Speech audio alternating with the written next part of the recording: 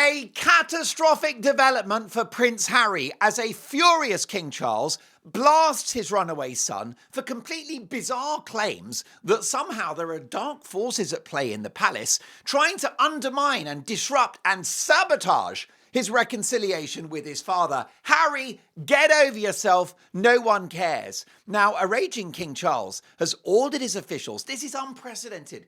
King Charles has had to order his officials to send out a clear message to the press disowning Harry's strange and very paranoid remarks. Now, it's my understanding that Charles is angry and mystified about everything that's happened since the Clarence House summit earlier this month. Harry has absolutely and categorically eviscerated any goodwill that followed that meeting. Harry was so lucky to get that audience with his father, and all he's done is throw it back in his face. And as usual, as always with Harry, any efforts to make things better ends in a war of words. Why? Because Harry falls out with everyone.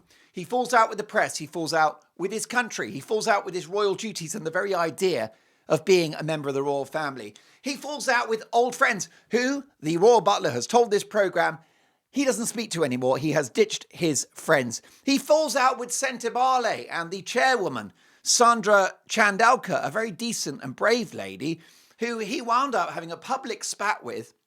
And he's now lost control of Sentebale, which, thanks to him, is a smoking ruin of a charity and a public relations dumpster fire.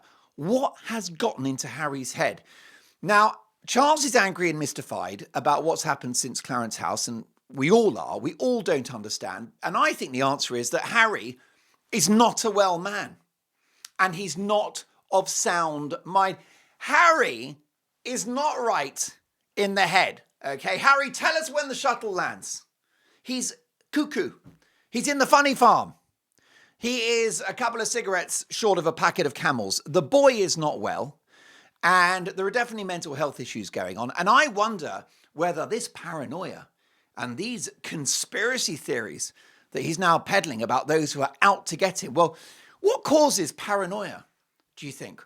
What kind of medications and supplements turn you into a paranoid freak? It's not decaf coffee, is it? It's not Assam tea. It's not Coca-Cola. It's not beer. It is drugs. It is things like marijuana. And we know that back in the day, Harry was a big weed head, a big stoner. Has that destroyed his brain, made him even more stupid, but also fed his paranoia? I don't know. Is it a legacy of his drug use? I can only hope that he's off the wacky backy and that he's now clean and sober.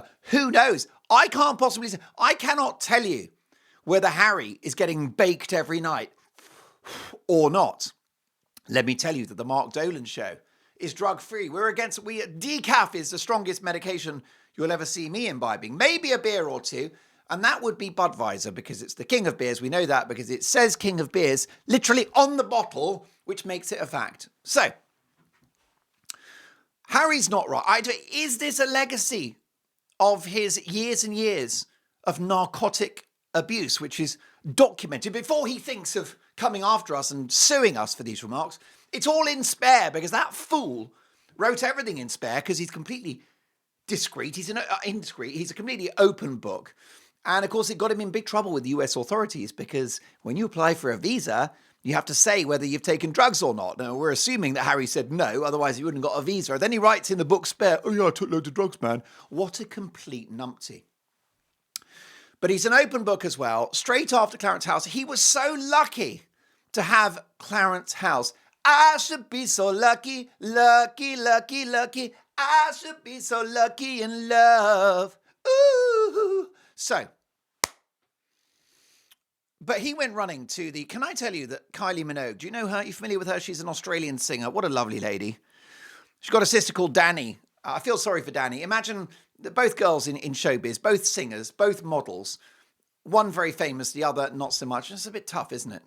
Imagine being Steve McCartney, Paul's younger brother, who also plays the guitar and writes songs. It's uncomfortable. That's where it was perfect for Elton. No siblings, so no rivalry. But I've got to say, Kylie Minogue, I saw this video for a pop song that she recorded, and it was called I Should Be So Lucky. She was an unknown at that point, And I watched the video on TV, and I was only a kid at the time. And I looked at it and I thought, she's going to be a star. And how right I was. But Harry is no star because he's self-destructive and paranoid, which to me is evidence of the crazy lifestyle that he indulged in his 20s and early 30s. But is he still getting baked every night? Let me know in the comments. I hope not. I should be very clear that the Duke has said that all of that is in the past, but I don't know. Because I'm in the world of showbiz, and I've spent time with a lot of twitchy characters who take this and that, right? They consume more than just decaf coffee of an evening. I've been to some of those parties, by the way, and I get offered all sorts of powders and other medicaments. And I'm very British about it. I go, oh, that's so kind of you to offer me what looks like a delicious bag of cocaine. I want to thank you so much for your kind and generous offer. I'm absolutely fine at the moment. I've just had dinner, and I don't like to, on a heavy stomach. That wouldn't be my thing. But I get very polite about it. Thank you so much. I'm all good for the ecstasy at the moment. But God bless you for offering. So sweet of you. Maybe next time. Maybe this time I'll be lucky. Love won't worry no more. So, Harry is peddling conspiracy theories, and he's paranoid because his head is not right. He's not well, he's miserable, he's depressed, and he's out of control. He's fueled with rage. I mean, it's a perfect storm of Meghan in his head, poisoning him about the world and about his family, and manipulating him and making him cross.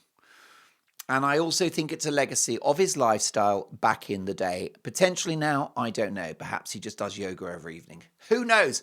Although I've got to say, if I was married to Meghan Markle, I'd be taking every supplement I can get my hands off. Or I'd be on the phone to Mr. Big going, hello, Mr. Big. Can you get me the strongest, most mind-altering substances that you can find? I'm going to take it all in one big pill so that I can forget that I'm married to a woman that calls me my husband. I'm worried. I'm very worried about Harry.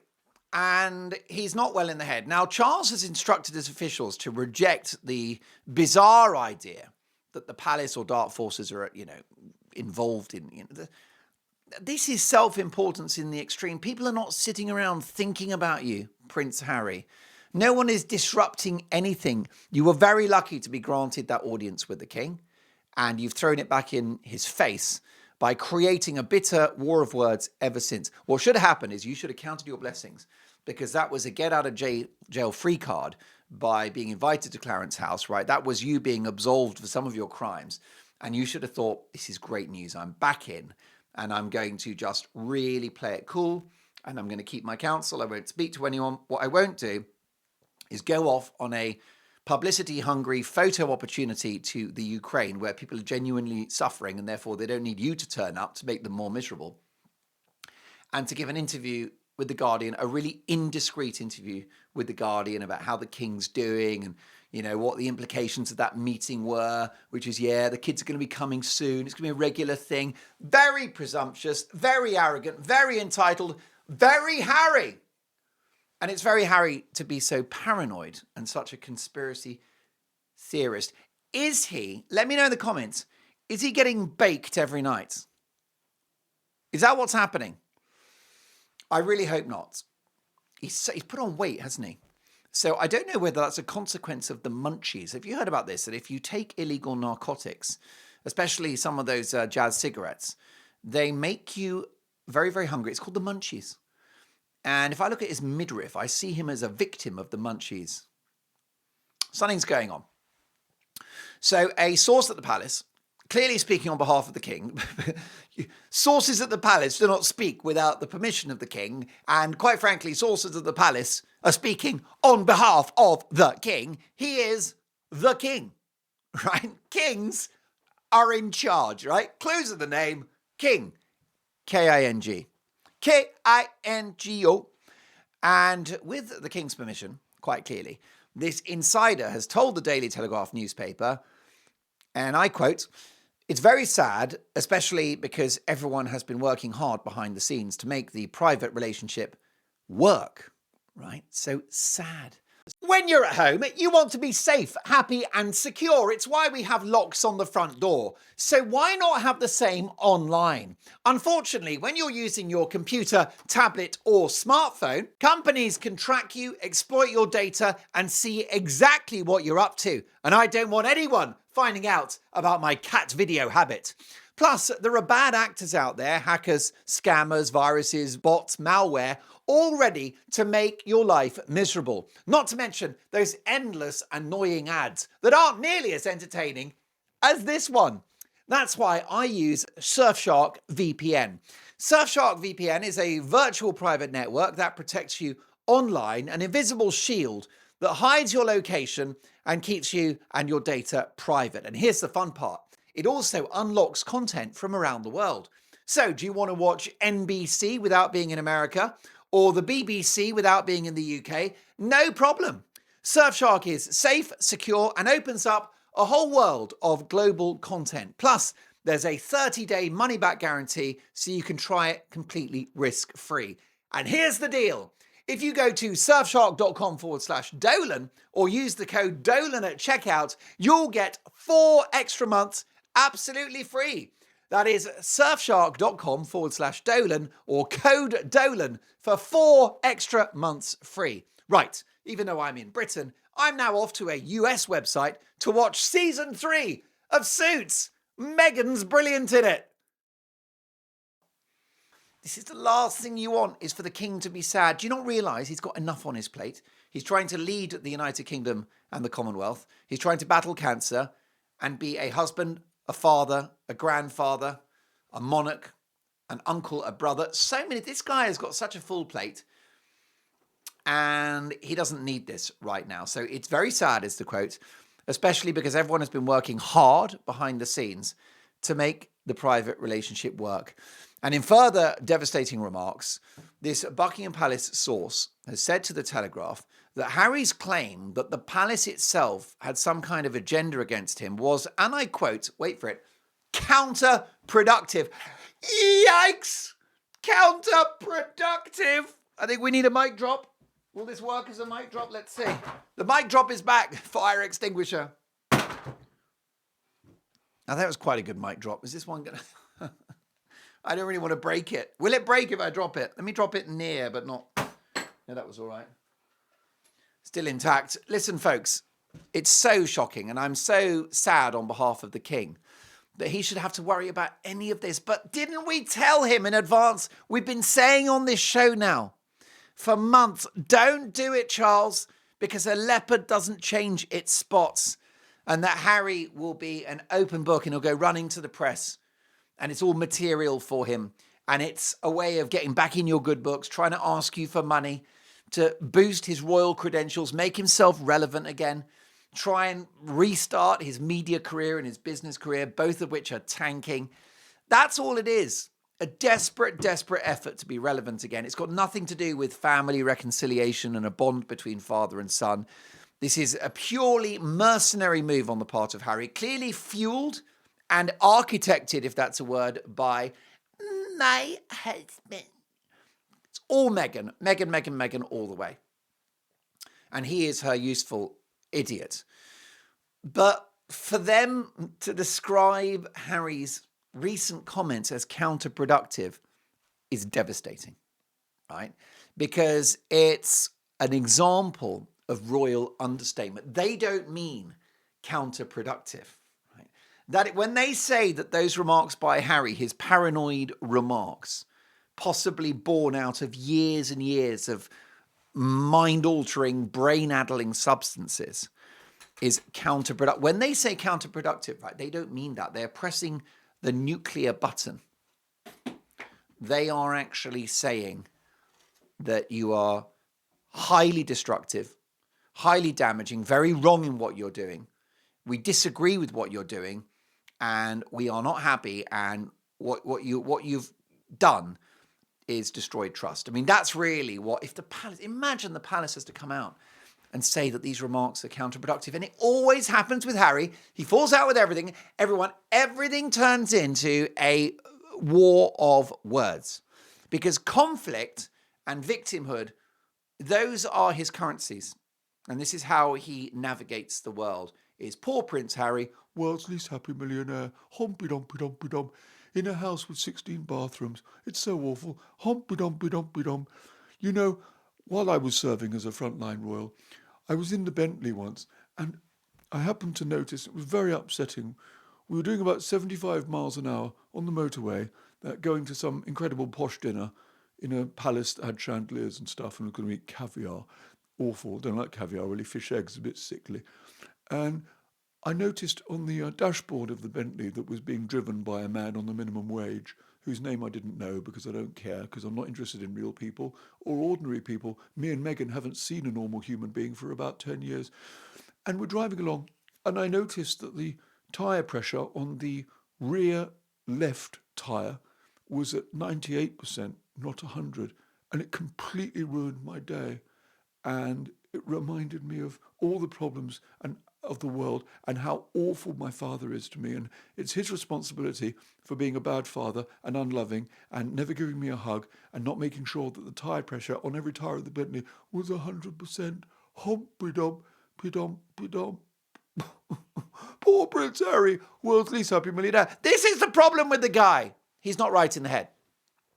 So they've had to say counterproductive. Now, this is royal understatement, okay? And this is a diplomatic move by the palace in what has become a diplomatic incident. Because describing Harry's actions and remarks as counterproductive has strong echoes of the late Queen Elizabeth's devastating remarks following the traitorous Oprah Winfrey interview, when the Queen had to respond to shocking allegations of racism and other nasty things that, Meghan was not looked after and her mental health was destroyed and it was all pompous and miserable and disgusting. And the Queen said, the late great Queen Elizabeth, she just said, recollections may vary.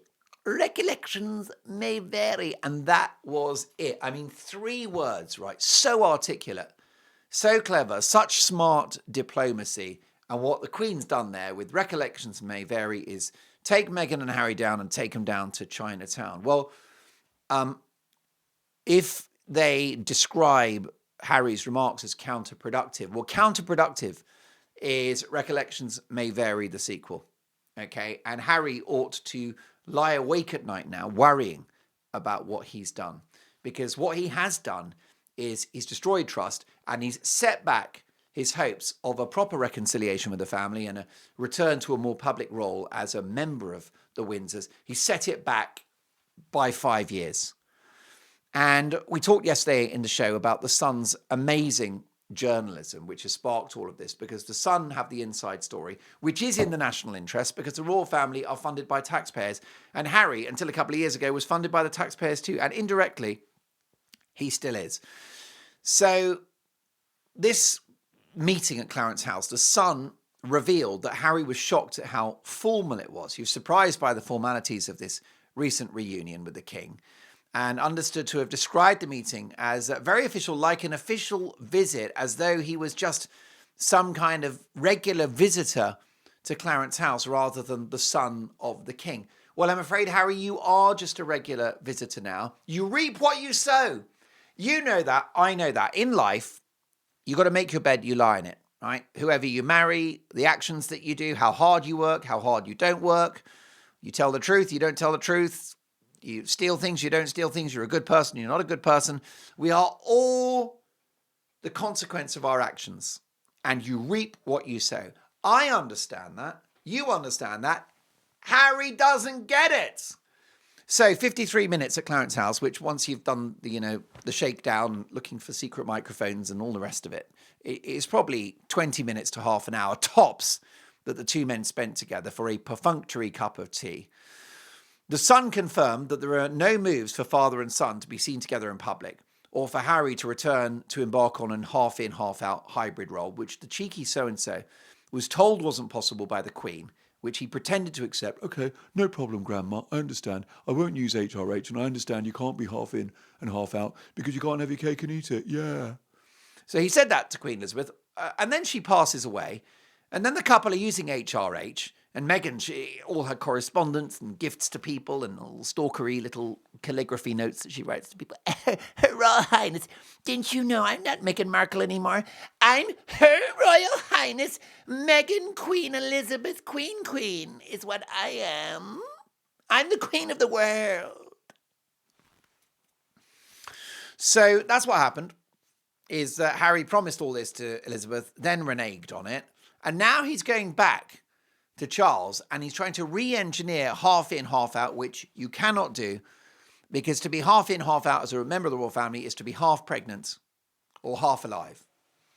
And now what Harry has done is he has made any hopes of reconciliation with his father and the family less likely now.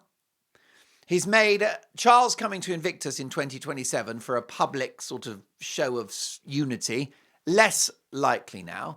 And all he's really done is made sure that there is no way back. There's no way back. And once again, Charles has learned his lesson. Of course, there's somebody sitting in the background observing all of this, stroking his chin with a little Cuban cigar on the go. And it's William. Just going, I hate to say I told you so. Sorry, Dad. But he's a wrong 'un. He's just a very problematic, spoiled, disloyal, entitled, cheeky, obnoxious person. Which is why when I was in Nottingham Cottage, I gave him a left hook, which you shouldn't do. But he did fall to the ground and I did win that fight. And I've won every fight since. And when I become king, I will take him down to Buckingham Palace. No, I won't. I'll take him down to Chinatown. I will take him down to Chinatown. William is enjoying this moment because he can see it all playing out. And he knew from day one that it would end like this. Charles, disorientated, confused, silly, bonkers, too kind, too soft, no backbone, has fallen into Harry's bear trap, and now he is furious. Now, sources close to Harry insist that, Harry doesn't want to come back as an in and out, right? They always come in with these denials. No, we're told that Harry is happy in Montecito. Stop telling us how happy you are, because I might stop believing you, because you protest too much on that one. Apparently, he only wants to return to reconcile with his family and does not want to return to royal duties. The spokesman for Harry has said the trip back was about focusing on his patronages and supporting his good causes, whilst also having time to catch up with family and friends. You know, when I hear a spokesman for Prince Harry, I just know that lies are incoming. When they say with politicians, you know, when they're lying, their lips are moving. Well, a statement from Prince Harry is going to be a lie, right? It'll be a piece of fiction. And Harry talks about the palace sabotaging the reconciliation. No, Harry. You did that. You did that. Harry is responsible for the sabotaging the reconciliation, just as he's responsible for sabotaging his entire life. And yes, Meghan put him up to it, but he's a grown man. He's old enough and ugly enough to have known better and said to his wife, do you know what? I don't want you to mock my grandmother in the Netflix documentary about what it was like doing the courtesy. I don't want you to do that. I don't want you to accuse the royal family of racism. I don't want you to cook up a load of stories about how awfully treated you were as a frontline serving royal. And do you know something? Back in the day when we were frontline serving royals, I didn't want you to bully the undergardeners and other members of staff to the extent where things were so bad, people that worked for us were called the Sussex Survivors Club, and where Queen Elizabeth II, who was very ill and very old, had to actually march over to Frogmore Cottage, which had been decorated at the expense of millions on the part of the taxpayers, and she had to march over there to you and tell you to stop bullying the staff and treat them with respect, which is the royal way. So don't talk to me, Harry, about sabotage. That's what you did. Now, claims circulated that Harry's visit was an attempt by him to show the King and William that he can carry the weight of public engagements. So this has been speculated on by reliable sources that Harry came to the UK to send out a message which is, you kind of need me now because, my old man, I don't know how long he's got, right? Don't know, he might have a few minutes left, right? He just pop his clogs any minute, right? Don't know how long he's got, man. Yeah? Don't worry, I don't get baked every night anymore, I'm totally clean, man, yeah. The only thing I smoke now is Megan's flour sprinkles. My flour sprinkles, Harry smokes them every night. It's his favorite new alternative to the weed. Flour sprinkles. And sometimes he sucks on the lavender flowers from the refrigerator. He sucks on the lavender flowers from the refrigerator. He opens the refrigerator and he sucks on the lavender towels, which are damp, and they're infused with lavender oil. They're kind of wet. They're sort of wet lavender flowers, which are in the refrigerator. I keep them in the refrigerator with my rosé, which hasn't sold out, because there are no products in the as ever range, because the whole thing's a sham. Because nothing's real, because I'm Meghan Markle. My husband. I mean, it is wild. Those two, it's a freak show. So, and it saddens me, but there you go. If he gets baked every night, are you surprised? If I was Harry, I would be doing everything. I would get hold of any substance I could find to forget what I've done to myself and to my family. And I don't think I would ever naturally get a decent night's sleep ever again. I think I'd be like Michael Jackson. I mean, I don't wish to make light of his passing, but in the final days, Michael Jackson was taking so many medications. He was actually receiving horse anesthetic at night to make himself sleep. Is what poor old Michael Jackson. I'm afraid I can't sing Michael Jackson because the vocal range isn't. What about romance? What about love? What about all the things that you said were yours and mine? Did you ever stop to notice? Funny voice about the war. Did you ever stop to notice? This fire on earth and be my pa. Ooh, ooh. See, I told you, you can't. Ooh, ooh. That was the Earth song by Michael Jackson, who I will say was a great talent. What's your favourite Michael Jackson song? Let me know in the comments. So, you will not believe this, but claims were circulated that Harry came to the UK, wait for it, to help. Harry came to England and to meet the royal family. To help.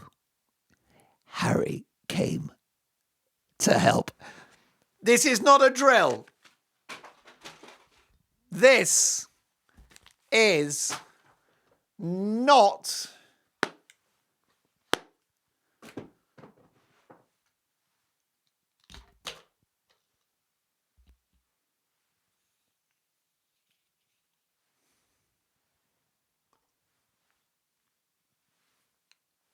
a drill. Harry came to England to help. Have you ever heard of anything as hilarious in your life? Let's just have a think about this for a second. Harry helping the royal family is akin to a fox helping a chicken coop, isn't it? Or Count Dracula helping in a blood bank. Make it make sense. I've come here to help, actually, yeah. I mean, I've called the family a bunch of racists and everything. I've slagged them off non-stop in multi-million-dollar books and TV shows, and everyone can't stand me now. So I'm here to help. I'm back with more of my wonderful help, man. I mean, this is like making Vladimir Putin a peace envoy in Eastern Europe, isn't it? That's what we're talking about here. This is Harry, folks, is here to help. By the way, can I say that I can see a lot better now? This is actually better. I finally have 20/20 vision. It's a miracle. I don't get it, folks. The idea, I mean, I am dying at the principle that Harry is here to help. Quite amazing. So let's have this right, and let's drop a few truth bombs here. The guy is so detached from reality, so arrogant, that he thinks he's somehow an agent of positive energy. This is maybe where I can be sympathetic to Harry, is that actually he does think he's a good guy. And he's just completely not only paranoid and a conspiracy theorist, because he may or may not get baked every night. It could just be that he doesn't understand. He's actually not aware of reality, and that he thinks he's a good person and he's in total denial. It could be that. And if you think that he's in denial, then let me know in the comments. Does that make you sympathetic to him? Because if he's just in the funny farm and he's a certified lunatic who's ruined his brain, I mean, you get that with crimes, right? You get a mass murderer. If they're completely crazy, paranoid, schizophrenic, they don't go to jail. They do not go. They go to a secure hospital.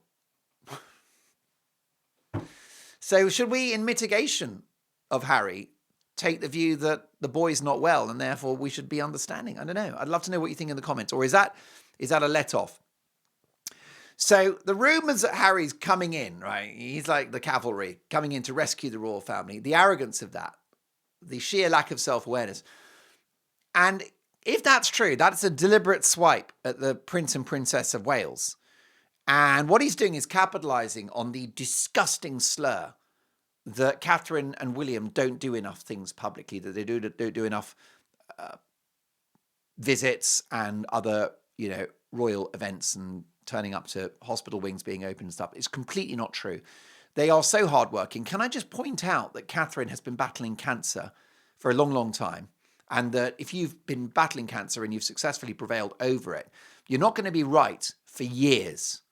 Okay? This is not one of those where you bounce straight back. Catherine's going to need years to get better, and yet she's still working so hard and doing so much. And she's a mother of 3, and she's a wife. And similarly, William is very focused, he's very targeted with his time.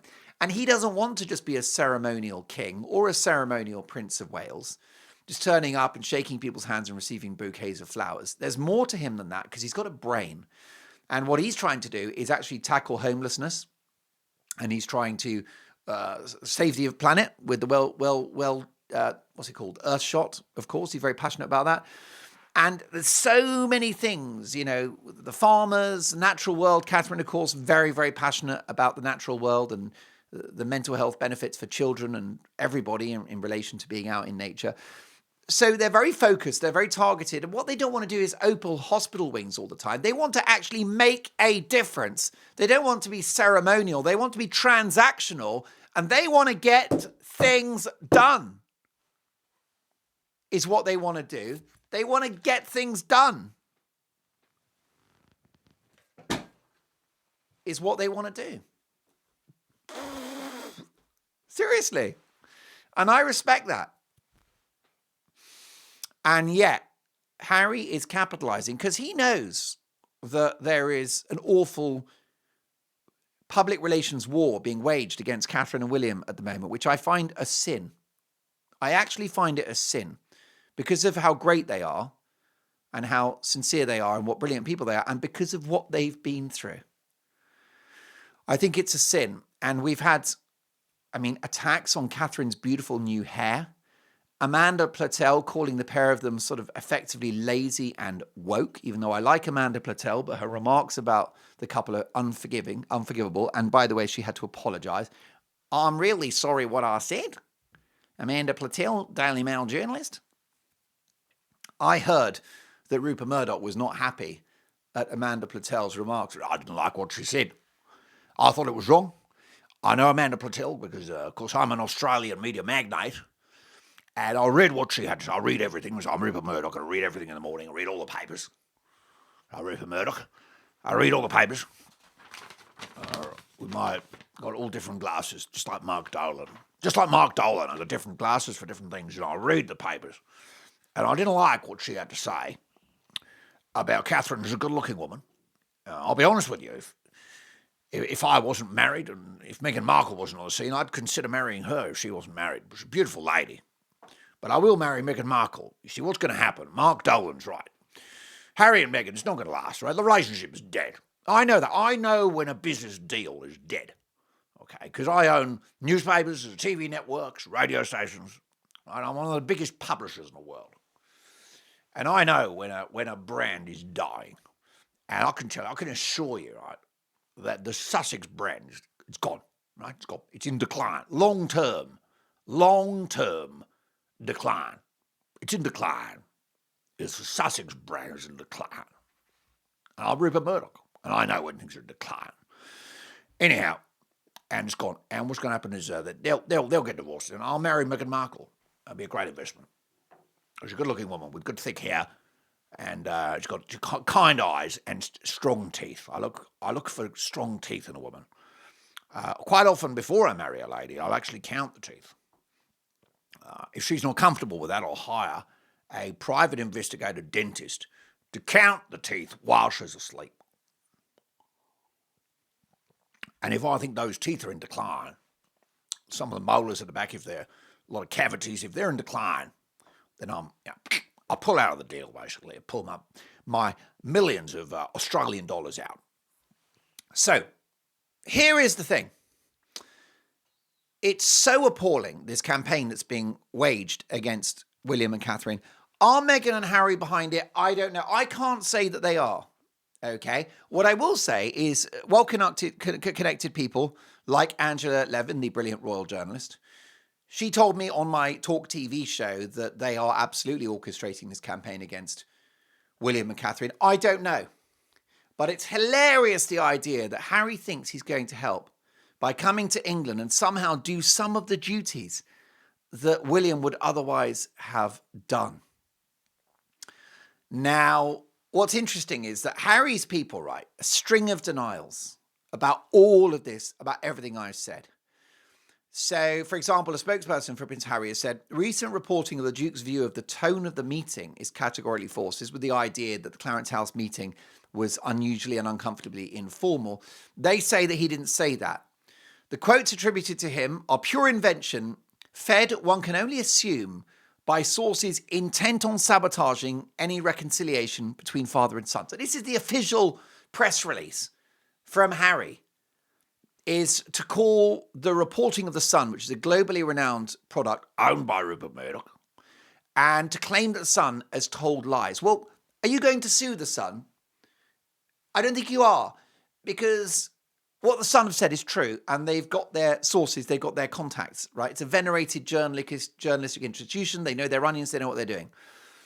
And then it goes on. The spokesperson goes, presumably those same sources have also chosen to disclose that gifts were exchanged. Then they say, this is Harry's spokespeople, they say, why are you getting involved in this? They say, while we would have preferred such details to remain private, such as gifts being exchanged, for the sake of clarity, we can confirm that a framed photograph was handed over. However, the image did not contain the Duke and Duchess of Sussex. Now, this maneuver by Harry and his people, like furious denial about everything, shows that they're hurting. They're stung by this, and Harry knows that it's blown up in his face. The Sun have stood by their claims. A spokesperson for that heroic newspaper was owned by Rupert Murdoch. I own it. I set up The Sun in the 1970s. I didn't set it up, I bought it. And I turned it around and made it the number one paper in the whole of the world. The Sun stood by its claims. A spokesman for the paper said in his statement, Prince Harry confirms the exchange of gifts, including a family photograph. The office of the Duke of Sussex was given full right of reply before we published and opted not to give a response to the Sun's carefully sourced account of the meeting. We have today updated the online article to include this new statement. A total victory for the Sun, who have taken Harry down, and they've taken him down to Chinatown. Sorry, Harry, it's game over. You had a second chance, you blew it. You had a third chance, you blew it. You had 10 chances, 20 chances. You've had 100 chances in your life. Every time you have blown it. It's over, Harry. You are out. Game over.